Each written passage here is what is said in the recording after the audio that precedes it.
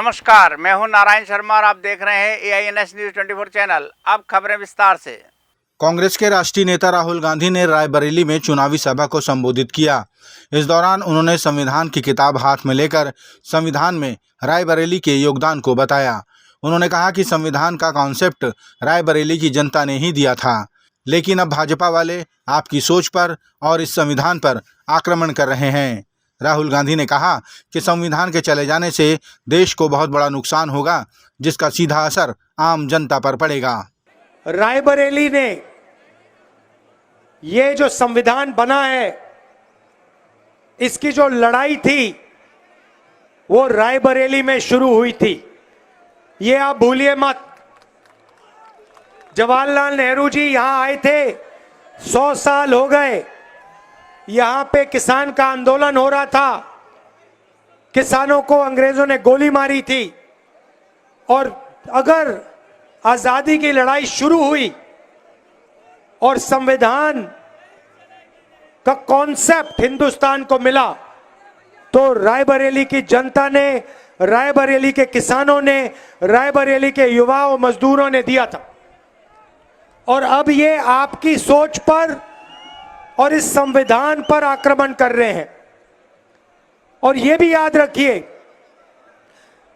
अगर ये संविधान चला गया, इसके साथ रिजर्वेशन चला जाएगा, इसके साथ सारे के सारे पब्लिक सेक्टर यूनिट चले जाएंगे, इसके साथ रेलवेज प्राइवेटाइज हो जाएंगी।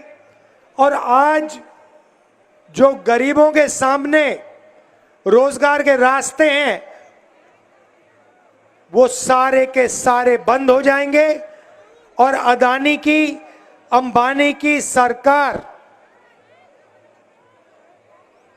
पूरा का पूरा जो भी करना चाहती है करेगी। रायपुर पुलिस ने जिले भर में घटित हुई नकबजनी, चोरी और लूट के 8 मामलों का खुलासा किया। इस दौरान पुलिस ने कुल 9 आरोपियों को गिरफ्तार किया है, जिसमें 2 बालक विधि से संघर्षरत हैं। रायपुर रेंज के IG अमरेश मिश्रा और SSP संतोष सिंह ने मामले का खुलासा करते हुए आरोपियों की गिरफ्तारी की जानकारी दी। उन्होंने बताया कि आरोपियों के पास से सोना चांदी के अलावा 9 लाख रुपए नकद और 60 लाख रुपए का मशरूका बरामद किया गया। आरोपियों ने देवेंद्र नगर, गुड़ियारी, खरोरा, न्यू राजेंद्र नगर, आरंग और धरसींवा क्षेत्र में वारदात को अंजाम दिया था। छत्तीसगढ़ के उप मुख्यमंत्री अरुण साव ने कहा कि बीते 4 महीनों में छत्तीसगढ़ सरकार ने जितने बड़े बड़े कार्य किए, उतना किसी राज्य ने इतनी अल्प अवधि में नहीं किया। उन्होंने कांग्रेस को आड़े हाथों लेते हुए कहा कि हमारी सरकार किसान हितैषी सरकार है, जिसने किसानों के खाते में 13,320 करोड़ रुपए ट्रांसफर किए, वो भी बिना कटौती किए एक मुश्त दिए गए। उन्होंने कहा कि कांग्रेस की सरकार के समय 4 किस्तों में किसानों को राशि दी जाती थी, उसमें भी चौथी किस्त में कटौती कर दी जाती थी। किसी राज्य में इतनी जल्दी इतने बड़े बड़े काम नहीं हुए हों, इतनी बड़ी राशि किसानों के खाते में किसी राज्य ने कभी डाली नहीं होगी, जितनी बड़ी राशि 12 मार्च को छत्तीसगढ़ की विष्णुदेव साय के नेतृत्व वाली भारतीय जनता पार्टी की सरकार ने किसानों के खाते में डाला। 13,320 करोड़ रुपए। इससे बड़ी किसान हितैषी सरकार कुछ नहीं हो सकती। और छत्तीसगढ़ में जब कांग्रेस की सरकार थी, 4 किस्तों में पैसा देते थे, चौथे किस्त में कटौती करते थे। लेकिन हमने एक मुश्त पैसा दिया और 1 रुपए की भी कटौती किसानों से नहीं की। ये होती है किसान हितैषी सरकार। राजधानी रायपुर में एक आत्महत्या का मामला सामने आया है, जिसके तार सट्टा व्यवसाय से जुड़े पाए जा रहे हैं। प्राप्त जानकारी के अनुसार मृतक संदीप बग्गा ने कीटनाशक पीकर आत्महत्या की कोशिश की और उसकी इलाज के दौरान मृत्यु हो गई। पुलिस को जो सुसाइड नोट बरामद हुआ, उसमें मृतक ने किसी नितेश मित्तल को लाखों रुपए सट्टा संचालन के लिए दिए जाने का उल्लेख किया है और रुपए मांगने पर गाली गलौज करने के कारण आत्महत्या करने की बात लिखी है। उसने एक नोट लिखा है, जिसमें लिखा है कि एक व्यक्ति है नीतीश मित्तल करके, जिसको उन्होंने 13 से 15 लाख रुपए दिए थे। जब वो मांगने लगा तो उसने गाली गलौज करके उसको बहुत प्रताड़ित किया, ऐसा उन्होंने लिखा है। इस पर से 306 का मुकदमा दर्ज कर लिया गया है और इसमें विवेचना की जा रही है। हॉस्पिटल में एडमिट कराया गया था जहां पर उनकी मृत्यु हुई है, पीएम कराया गया है। उसके बाद 306 का मुकदमा दर्ज किया। इसमें जो नीतीश मित्तल के ऊपर इल्ज़ाम लगाया कि ये सट्टे का कारोबार करता था और इसी में उसने वो पैसा दिया था। जब पैसा इसने वापस मांगा तो उससे गाली गलौज, मारपीट और प्रताड़ित करने लगा, जिस पर वो इल्ज़ाम लगाते हुए कि इसी के कारण मैं सुसाइड कर रहा हूँ या घटना कारित किया हूँ। तो इस प्रकार से एक नोट मिला है जिसकी जांच की जा रही है कि उसने लिखा है कि नहीं। सभी तथ्यों पर विवेचना जारी है। नीतीश पैनल भी चलाता था, कुछ जानकारी निकली है? अभी नीतीश मित्तल के बारे में जानकारी ली जा रही है कि वाकई ये क्या सट्टा खिलाता था या किससे जुड़े हुए हैं।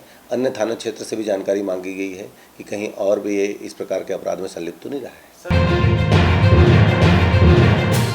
छत्तीसगढ़ कांग्रेस संचार विभाग के प्रमुख सुशील आनंद शुक्ला ने कहा कि भाजपा सरकार द्वारा पीएससी परीक्षा परिणामों की जो सीबीआई जांच कराई जा रही है, उस जांच रिपोर्ट को सार्वजनिक किया जाना चाहिए। उन्होंने कहा कि कांग्रेस की सरकार के समय भाजपा ने षड्यंत्रपूर्वक पीएससी को बदनाम किया और निराधार भ्रष्टाचार के आरोप लगाए। अब छत्तीसगढ़ की जनता भी जानना चाहती है कि आखिर सीबीआई जांच में क्या कुछ निकल कर आने वाला है। दरअसल ये पॉलिटिकल प्रोपोगंडा था।